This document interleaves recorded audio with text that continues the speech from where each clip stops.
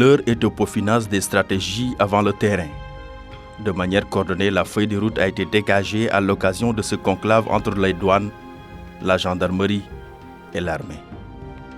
L'objectif est clair, c'est d'aller à l'assaut de tout l'écosystème autour du cannabis sur le territoire, plus précisément dans les îles Caronne, dans le département de Bignona.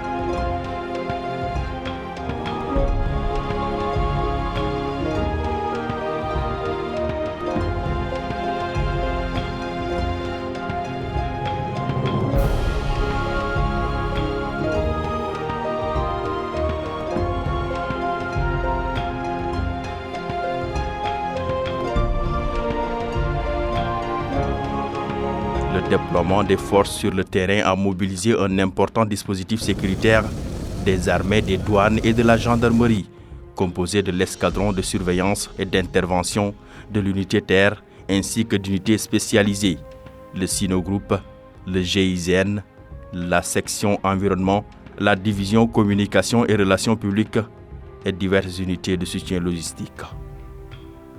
La base navale d'Erenkine, point de départ vers les îles.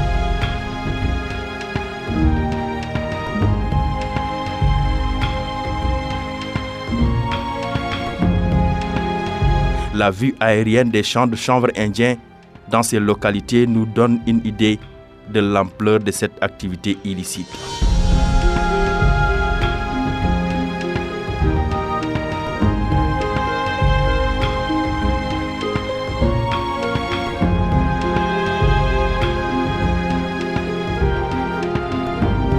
Dans leur approche d'instaurer un climat de confiance pour faciliter les opérations, ils vont à la rencontre des insulaires.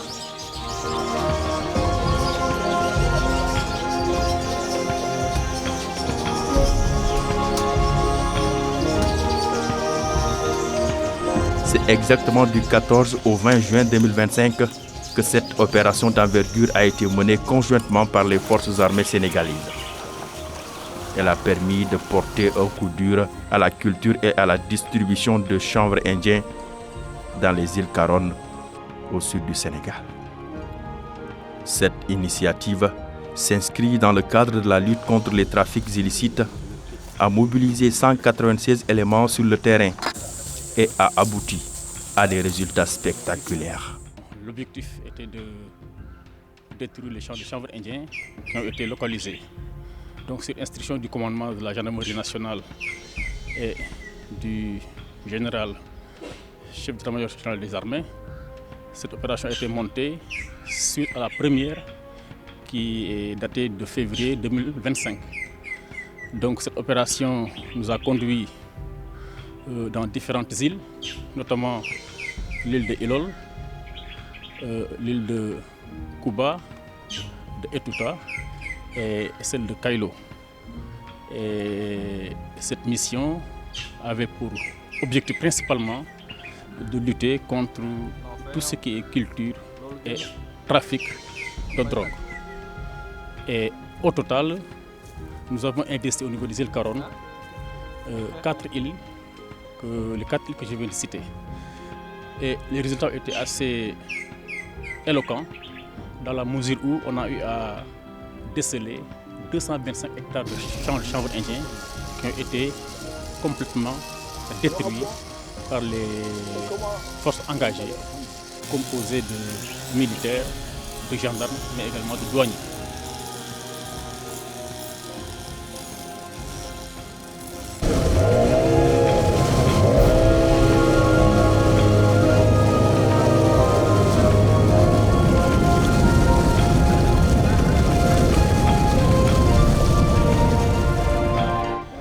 Et du coup aussi, nous avons eu à saisir 3730 kg de chanvre indien avec 300 kg de graines de semences, et toute cette saisie a été mise à la disposition de la douane. Et concomitamment à ces opérations de destruction de chanvre indien, nous avons eu à tenir les axes qui desservent ces îles et également les lieux de débarcadère qui servaient d'exfiltration à ces malfaiteurs. Et au total, nous avons eu à contrôler 535 personnes. Parmi celles-ci, 12 ont été interpellées, dont 4 Guinéens, 228 véhicules ont été contrôlés et parmi ceux-ci, 14 ont été immobilisés, 357 motos ont été contrôlées, 107 motos immobilisées pour diverses infractions qui ont permis de percevoir au total 409 000 francs en termes d'amende forfaitaire. Et pourquoi cette mission et quel est l'effectif qui a été engagé dans ces opérations de destruction du chanvre indien? Au total, la gendarmerie nationale auprès des armées a eu à engager 196 personnels officiers, sous-officiers et militaires du rang. La base légale est fondée sur la loi de 1997-18 qui prévoit et qui sanctionne tout ce qui constitue trafic de chanvre indien. Cette loi a été corsée en 2001 avec la loi 2007-31 qui aujourd'hui criminalise tout ce qui est culture, approvisionnement, usage, trafic, détention, mais également importation ou exportation de ce produit, tel que le cannabis, plus communément appelé chanvre indien. Donc voici la base légale de notre action. Cette action, si elle a été menée, c'est parce que simplement la loi interdit et sanctionne ces genres d'activités.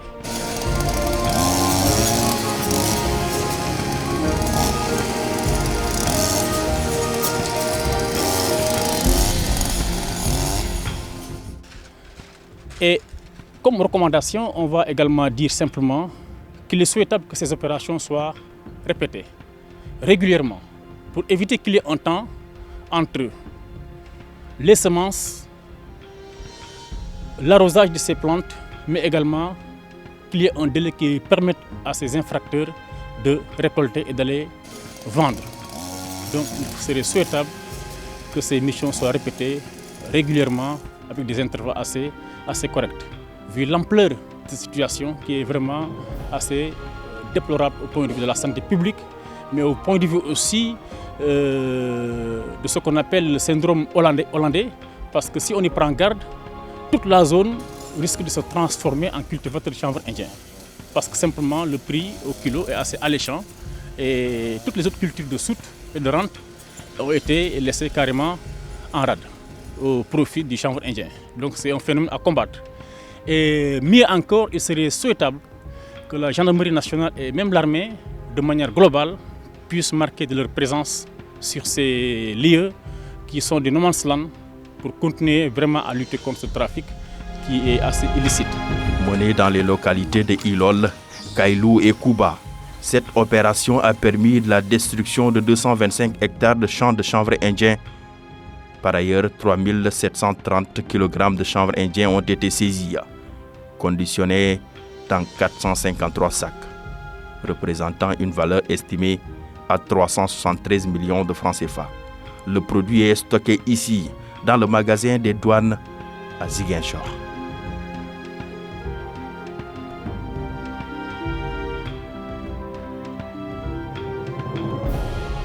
Cette coordination a permis une couverture efficace des zones ciblées, réduisant considérablement la capacité des cultivateurs illicites à se réorganiser. C'est la deuxième opération que nous menons cette année dans les îles Caroline, après celle du mois de février. Elle a regroupé la Marine nationale, l'armée de terre, l'armée de l'air, la gendarmerie nationale et la douane. Donc c'est la synergie de toutes ces forces de défense et de sécurité, mais surtout la détermination, le professionnalisme des hommes qui ont passé une dizaine de jours dans des conditions très rustiques sur le terrain, qui ont permis de réaliser ces résultats.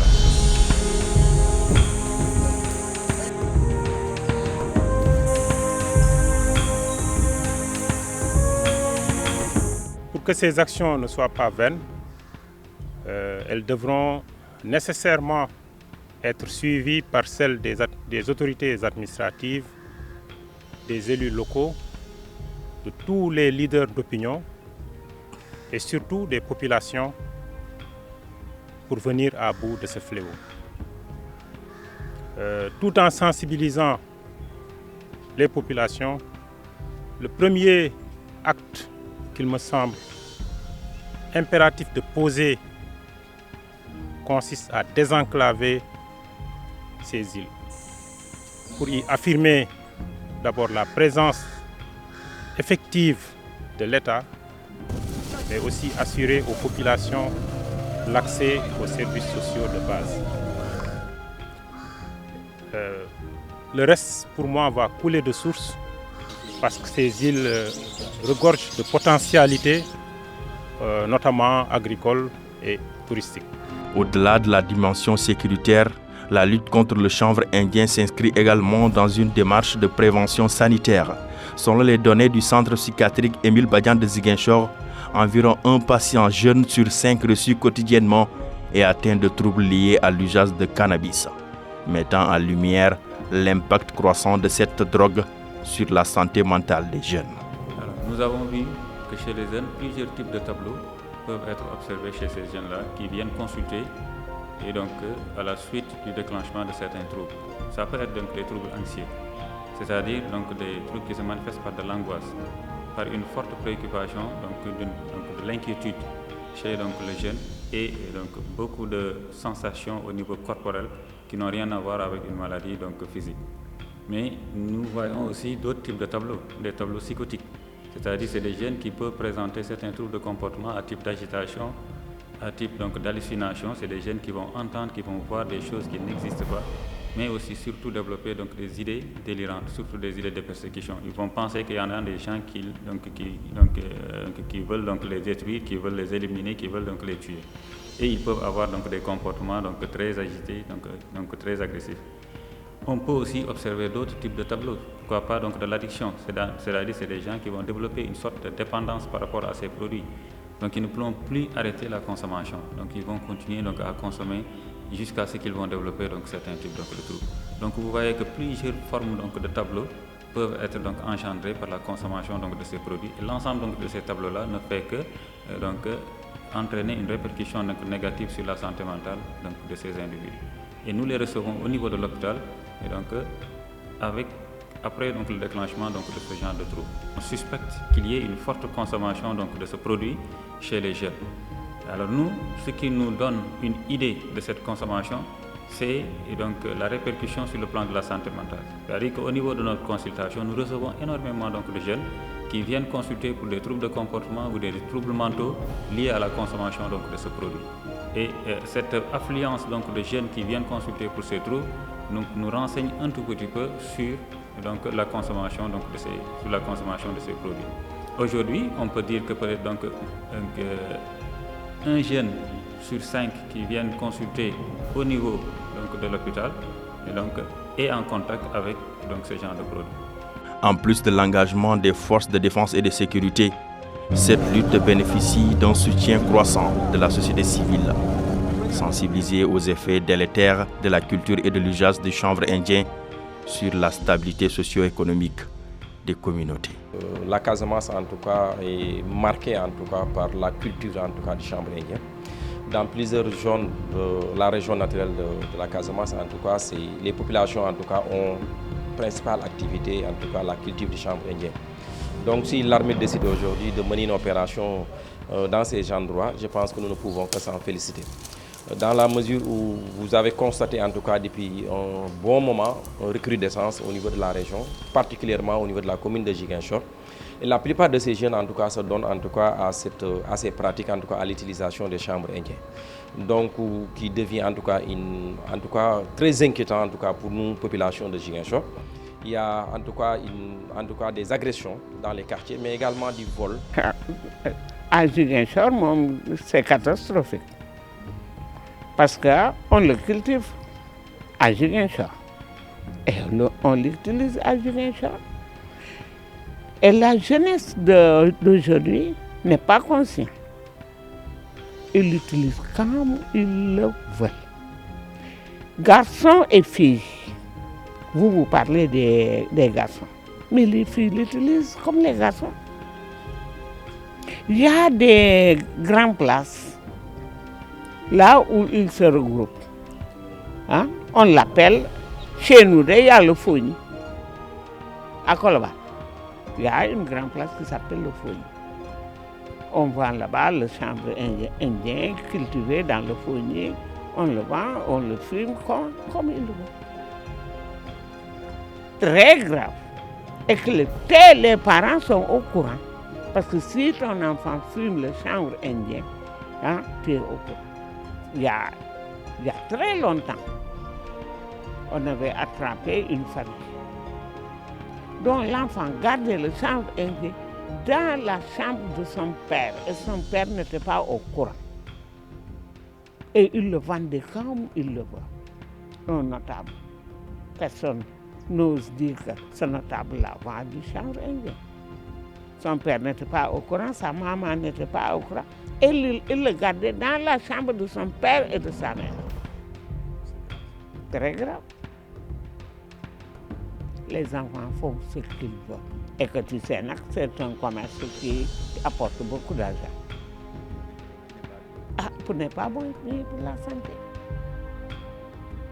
C'est pour cela, moi, il y a des rassemblements de jeunes que je n'aime pas. Parce que c'est là où les essences se font.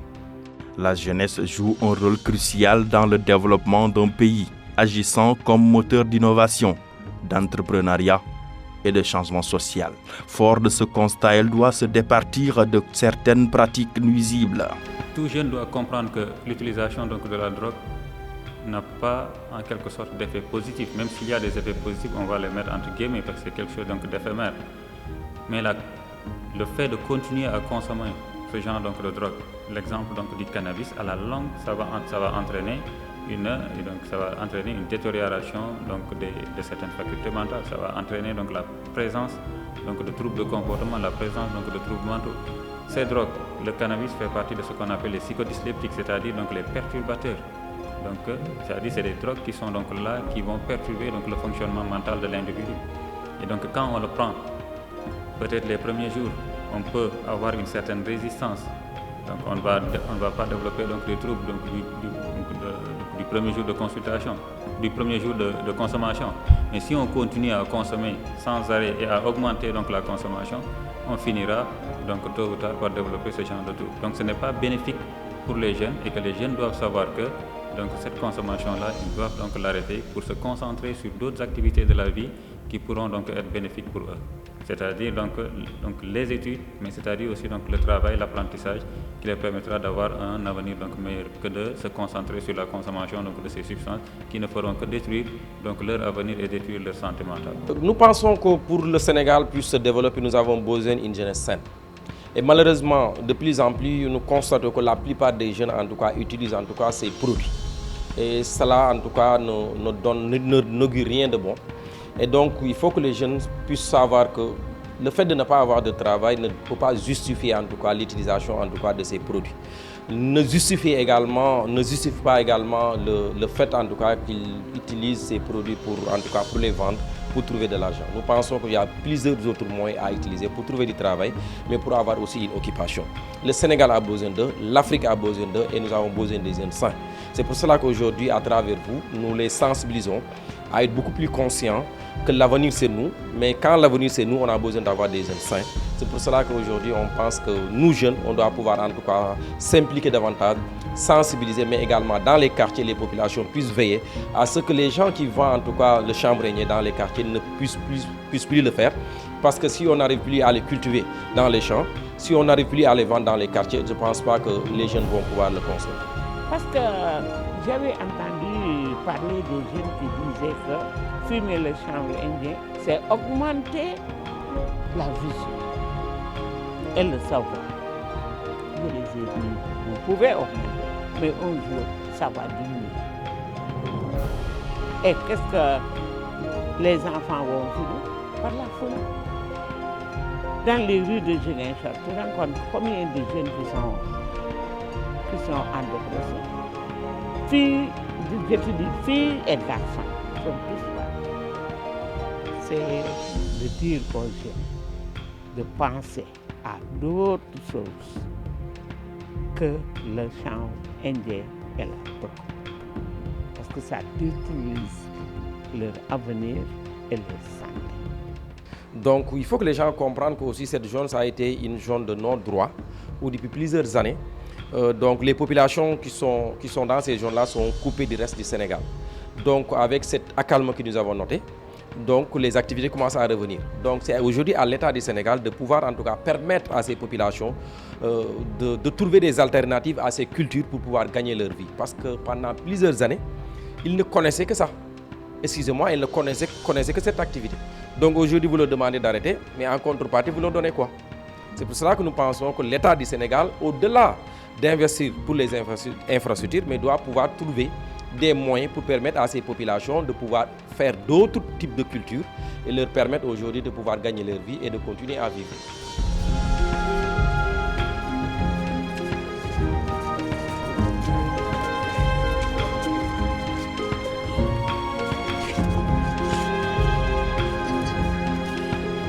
Le ministre de l'Intérieur et de la Sécurité publique, lors d'un séjour à Ziguinchor, a profité de l'occasion pour s'exprimer sur cette vaste opération menée par les forces armées et annoncer des alternatives pour ces populations insulaires. J'ai tenu à féliciter les forces armées et les forces de sécurité pour l'opération combinée qu'elles ont menée ensemble. Je répète, les armées, la gendarmerie et la douane, afin, je ne dirais pas de venir à bout de ce phénomène, mais en tout cas de porter un coup décisif à ce phénomène particulièrement nuisible à notre pays. Le chanvre indien détruit notre jeunesse, le chanvre indien ruine notre économie et le chanvre indien alimente une économie de guerre qui est propice au développement de la criminalité organisée. C'est pourquoi nous menons un combat sans relâche contre sa culture, sa production, sa consommation et son trafic.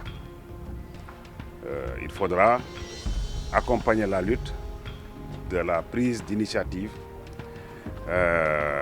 généreuses pour désenclaver les îles Caroune, pour que les gens puissent y aller et venir avec beaucoup plus de facilité pour y développer les activités économiques alternatives. Il faudra, en liaison, en tout cas en concertation avec les populations, trouver les voies et moyens de remplacer cette culture illicite par d'autres spéculations, notamment des cultures vivrières, et de participer ainsi à l'atteinte de nos objectifs de souveraineté alimentaire. Cette opération combinée marque une étape importante dans la lutte contre le trafic des stupéfiants dans le sud du Sénégal. Elle témoigne d'une volonté affirmée de l'État du Sénégal de reprendre le contrôle des zones isolées et de protéger les populations locales des conséquences de cette économie parallèle. Toutefois, la durabilité de ces efforts dépendra d'une stratégie intégrée mêlant répression, prévention et alternatives économiques crédibles pour les populations rurales.